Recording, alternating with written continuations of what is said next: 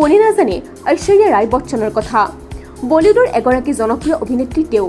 অভিনয়ৰ পৰা আৰম্ভ কৰি সৌন্দৰ্যলৈ সকলো দিশতে যেন দৰ্শকৰ মন মুহিব পাৰে অভিনেত্ৰীগৰাকীয়ে। নিজৰ কেৰিয়াৰৰ পৰা আৰম্ভ কৰি ব্যক্তিগত জীৱনলৈ প্ৰায় বিভিন্ন দিশত চৰ্চাত থাকে অভিনেত্ৰীগৰাকী। ৯০ দশকত বলিউডত প্ৰৱেশ কৰা ঐশ্বৰ্যাৰ জনপ্ৰিয়তা যেন এতিয়া কম হোৱা নাই। আজিও তেওঁৰ আছে লাখ লাখ অনুৰাগী। ইমানেই নহয়, তেওঁ এতিয়া কোটি কোটি টকা সম্পত্তিৰ গৰাকী। পিছে এই পৰ্যায় পোৱা ইমান সহজ নাছিল।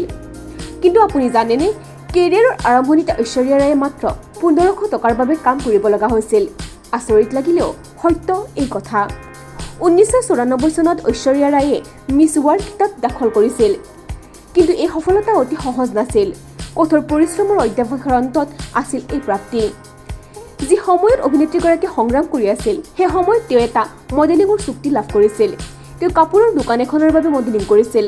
সেই সময়ত তেওঁৰ লগত আছিল তেজস্বিনী, কোলহাপুৰ, সোণালী ব্ৰেণ্ডৰ দৰে অভিনেত্ৰীও। অৱশ্যে সেই সময়ত তেওঁলোকৰ বলিউডত বিশেষ কোনো নাম নাছিল। সেই কামৰ বাবে ঐশ্বৰ্যা ৰায়ে লাভ কৰিছিল মাত্ৰ ১৫০০ টকা। সেই সময়ত কৰা মডেলিঙৰ ফটোবোৰ এতিয়াও ইণ্টাৰনেটত উপলব্ধ। অৱশ্যে তেতিয়াৰ ঐশ্বৰ্যা আৰু এতিয়াৰ মাজত আকাশ পাতাল পাৰ্থক্য আছে। এনেকৈ বহু বছৰ পাৰ হৈ গ'ল।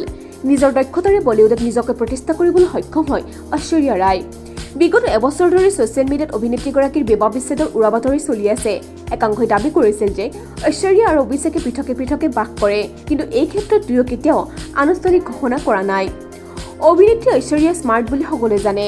গতিকে অন্যবাৰৰ দৰে এইবাৰো যেন সকলো উৰাবাতৰিৰ উত্তৰ অভিনেত্ৰীগৰাকীয়ে নিজৰ ধৰণে দিলে। কান মহোৎসৱত অভিনেত্ৰীগৰাকী সেন্দুৰ বিন্ধি একাংশই কৰা প্ৰশ্নৰ উত্তৰ দিছিল। ইয়াৰ বিপৰীতে একাংশই কৈছিল যে অপাৰেশ্যন সেন্দুৰৰ সৈতে জড়িত কৰি অভিনেত্ৰীগৰাকীয়ে এই সিদ্ধান্ত লৈছিল।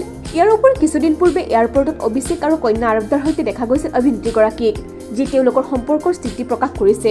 এনেকৈ অভিনেত্ৰীগৰাকী তেওঁৰ বিৰুদ্ধে চলি অহা ট্ৰলৰ উত্তৰ দি আহিছে।